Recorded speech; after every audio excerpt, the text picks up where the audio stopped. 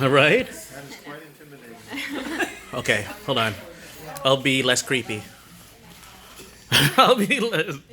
I'll be, there we go.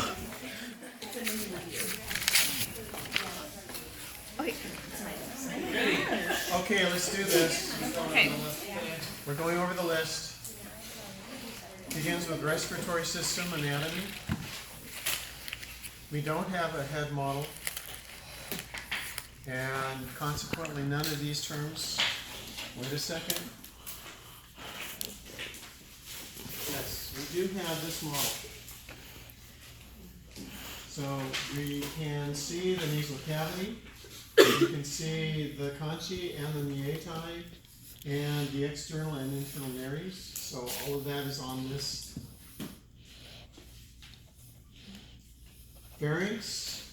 We can see nasopharynx, oropharynx, laryngopharynx.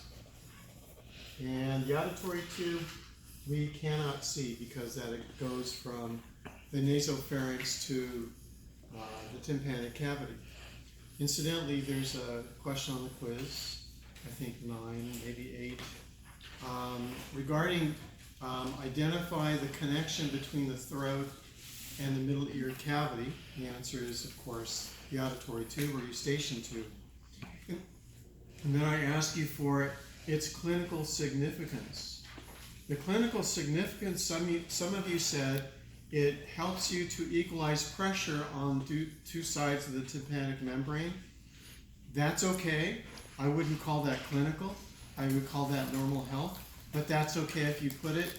What I was looking for is that the eustachian tube can transmit infections from the throat to the middle ear cavity, causing otitis media, especially in children. It's very common and can be very serious. So that's what I was looking for in that quiz. Moving down to the larynx, it's not well represented here, but we do have the larynx on the torso model, and of course the main cartilage, the thyroid cartilage. I'm not going to ask internal structures, they're not well represented. So just know that this is larynx and the anterior cartilage is thyroid cartilage.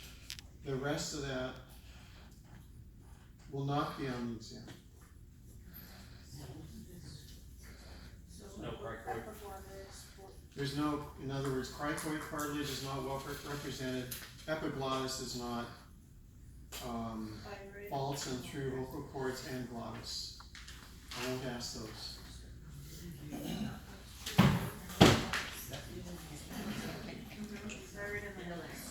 Trachea, you can see it on the torso model. You can also see it in this model, right?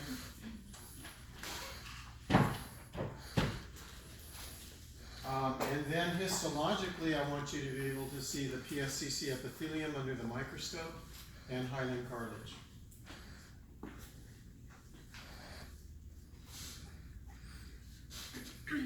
Diaphragm is best shown in the torso model. It's also in this plastic thing right here. Diaphragm. Right and left lungs are apparent on this model.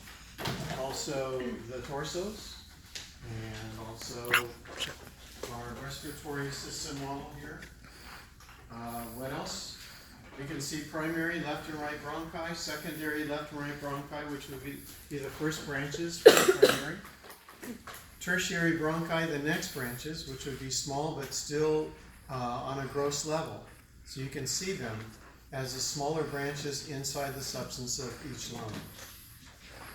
Bronchioli would be only under the microscope, wouldn't it? So that would be histology. And in that respect, the potential histology from the respiratory system will be one slide from trachea or bronchi, so that you see the PSCC epithelium and the hyaline cartilage. The other slide could be from lung tissue, in which you'll see bronchioles and alveoles and alveolar ducts. Apex and base of lungs are, of course, gross, wherever you see a lung. So this model, the torso model, and this pulmonary model. Apex, of course, is the superior, base is inferior of the lungs. Costal surface is basically anterior, faces the rib cage.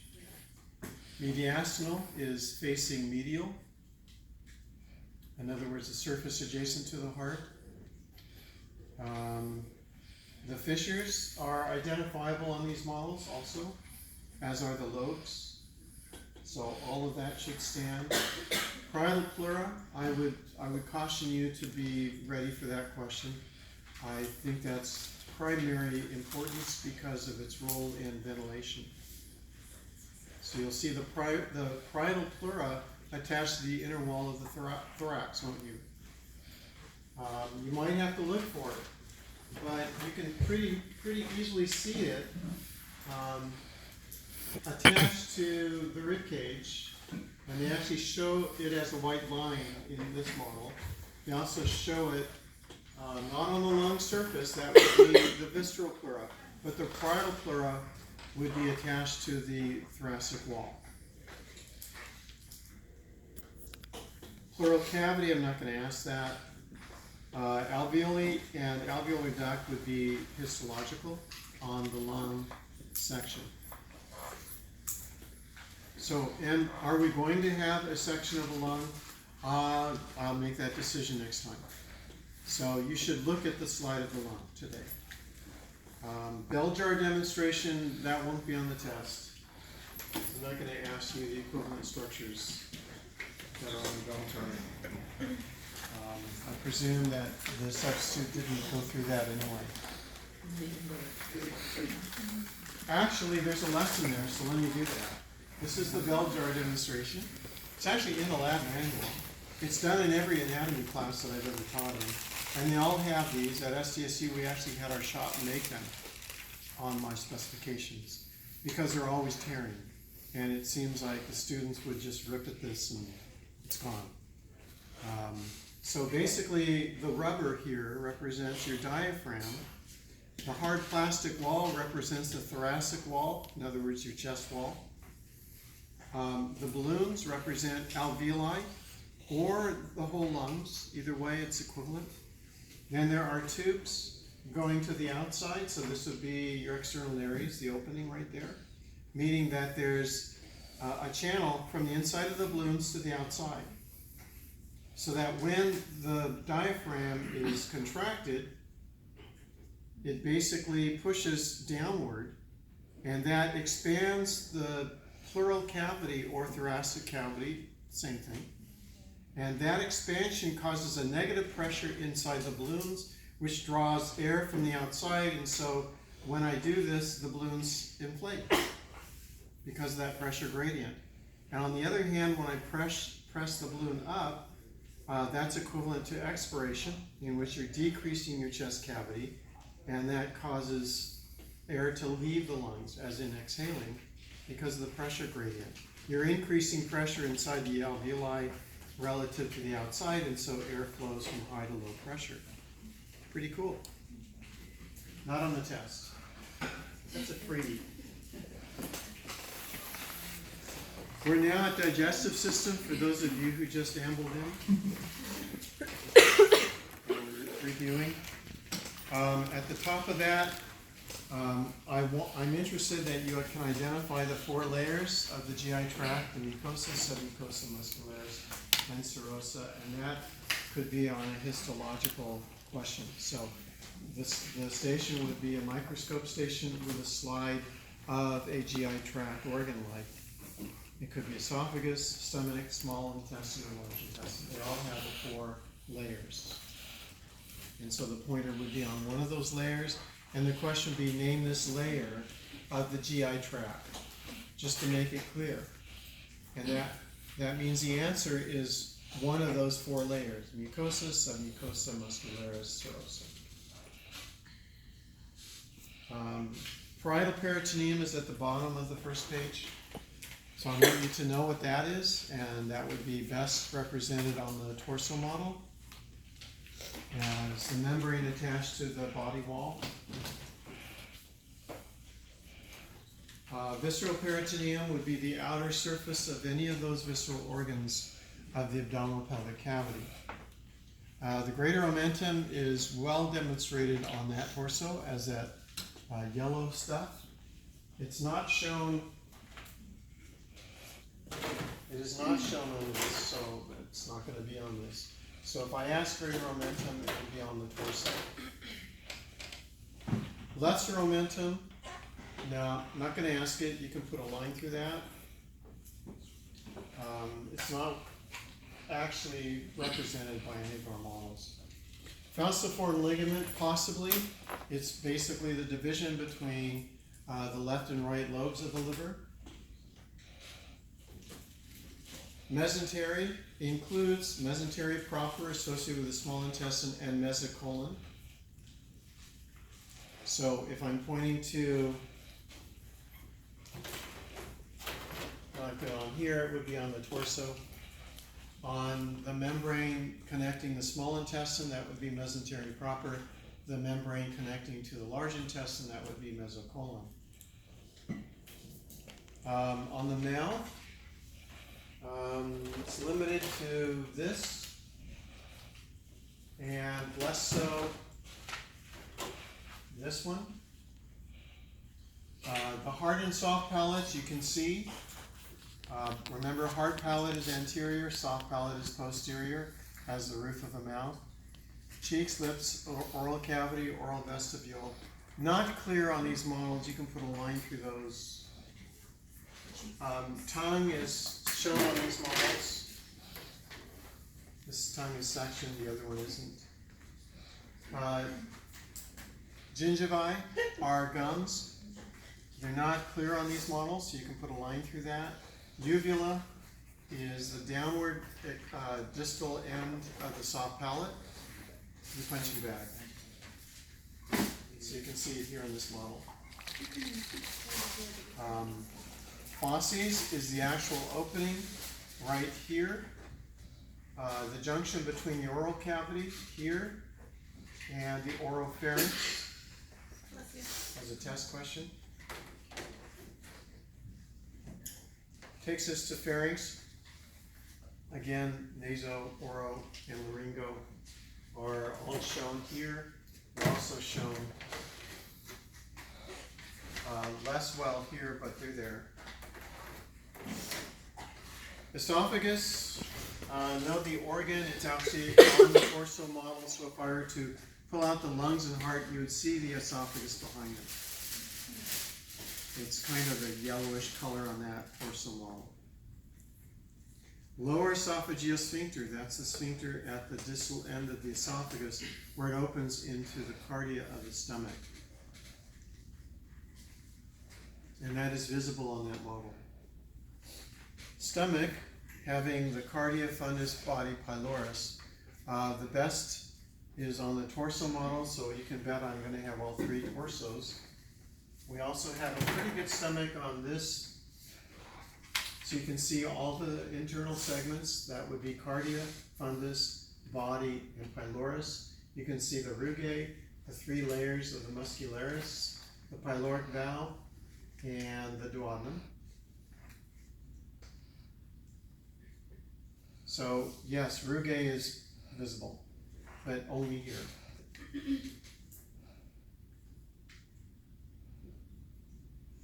Gastric pit and gastric glands would be visible under the microscope.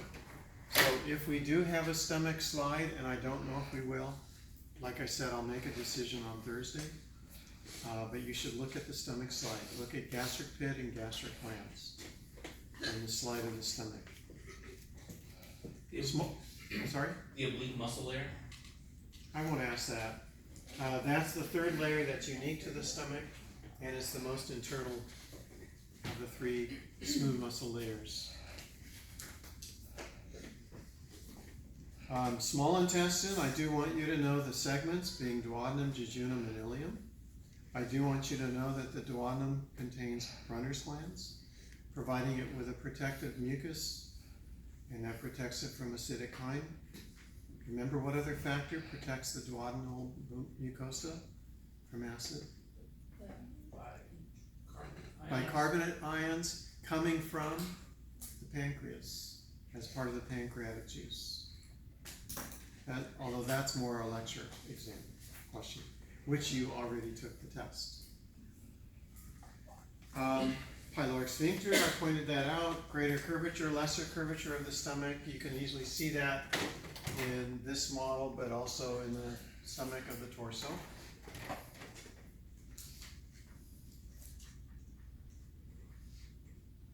Wait, I'm skipping around. I'm sorry. You're on ilium. I'm on, yes. So ilium, Peyer's patch. That's like a lymph node. That's buried in the submucosa, usually of the ilium, sometimes in the colon. And I can show that to you in our lab. So yeah, keep that on the list, Peyer's patch. Ileocecal valve is the junction between the ileum of the small intestine, cecum of the large intestine. You can actually see that in this as this right here. You can also see it on the torso model.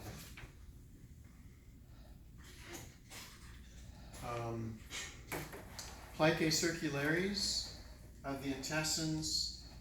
Technically, you can see it as this entire structure. To me, that's not clear enough to ask on a test. So you can put a line through plicae circularis.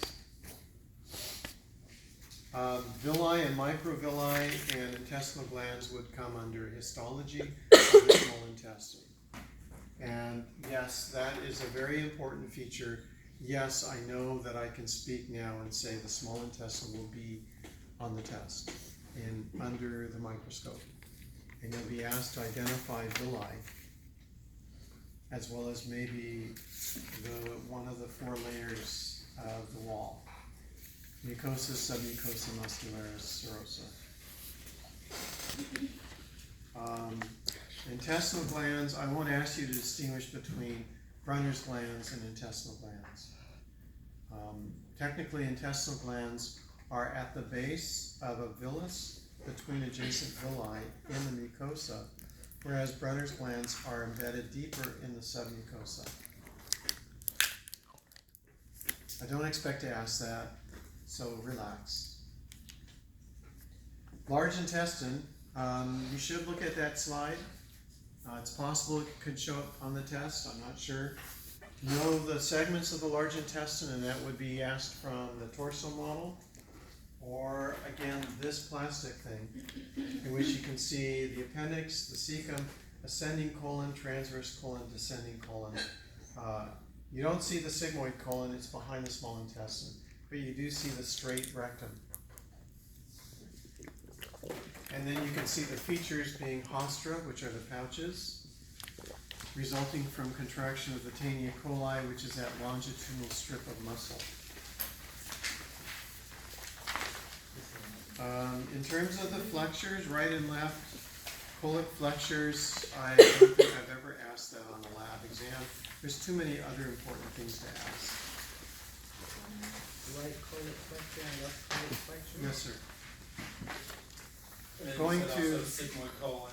It's not indicated. I'd have to take it out of that torso model, turn it around to show you it, and I think that it's too hidden. So I think you guys know the sigmoid colon. You know that it's the S-shaped terminal end of the colon before it becomes the rectum. I don't need to ask that.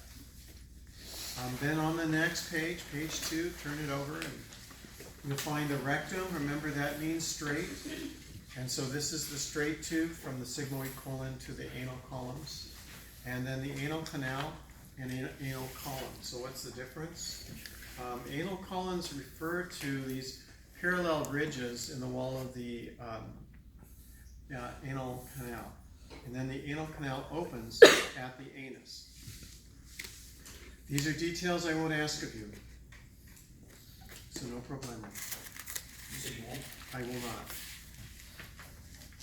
I don't think anybody here is interested in going into the field of proctology. Are you gonna ask just Enos? Sorry? Are you gonna ask Enos at all, or no? No, I'll bet you guys know where that is. Internal versus external sphincter. Good questions, but they're not well represented in any of the models, so you can scratch those off too. Remember, internal is basically a modification of the circular smooth muscle in the wall of the terminal end of the rectum, and so it's under involuntary control. The external anal sphincter is actually external, so it wraps around the organ, and it's skeletal muscle receiving impulses from the somatic nervous system by reflex arc. Taenia coli and Hofstra, I mentioned, are features of the large intestine you should see. Then the next three terms are the salivary glands. We do have the parotid glands shown here. Remember, they're basically in your cheek, just below your zygomatic bone.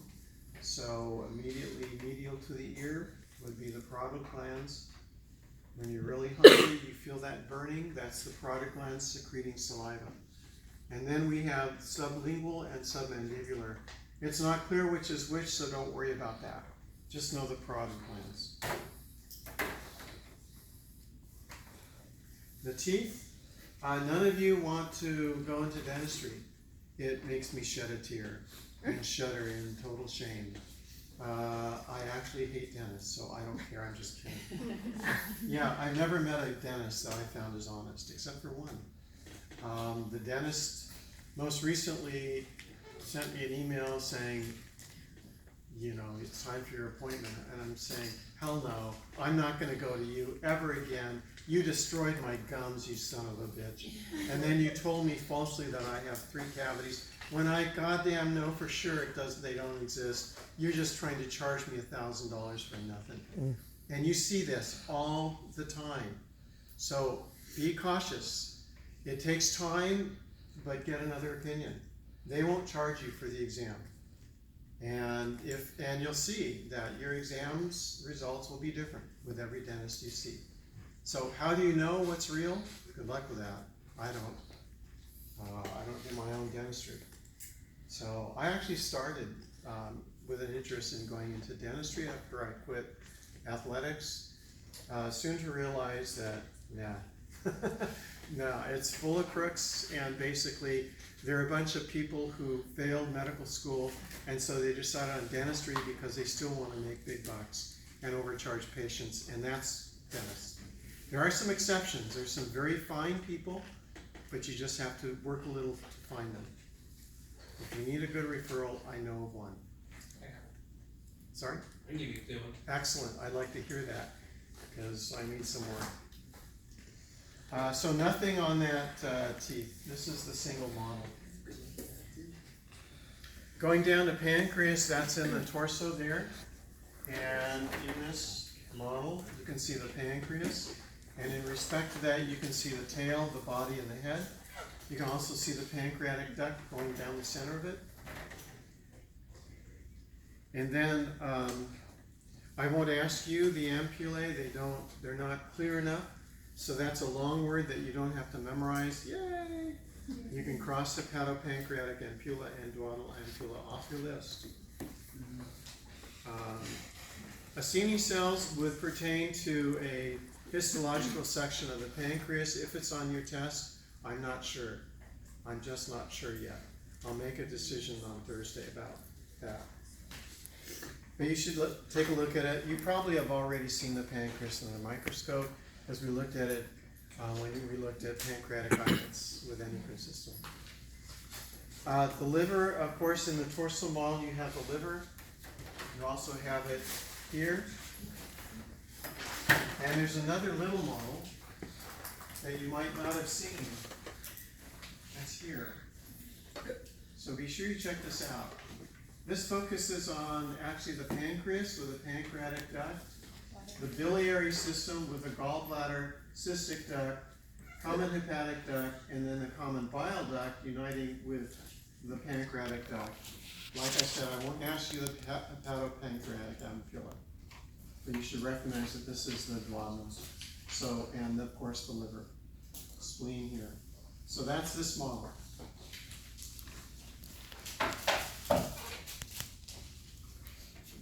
Know the right and left lobe.